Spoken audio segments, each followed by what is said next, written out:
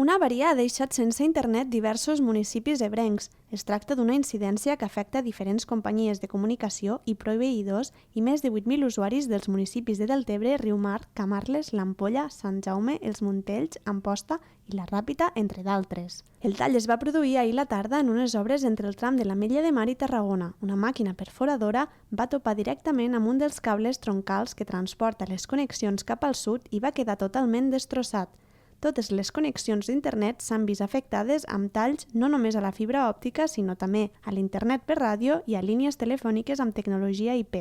Es tracta d'un dels talls i avaries més greus per afectació i duració que s'han vist mai al territori.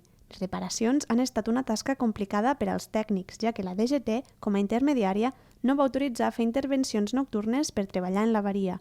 Els treballs s'han hagut de reemprendre aquest matí a les 8 amb un tall de circulació a l'autopista. Ara estem centrant tots els esforços en respondre als usuaris, atenent-los, ajudant-los en tot el que podem perquè puguen anar subsanant la falta de connexió.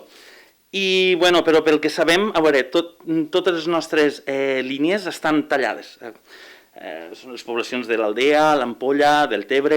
L'empresa de l'internet també ha demanat disculpes i ha assegurat que està fent tot el possible per restablir la connexió. Els departaments jurídics de les diferents companyies i proveïdores estan treballant amb les possibles reclamacions i informaran dels avenços i actualitzacions que es produeixen en l'avaria a través de les seves xarxes socials.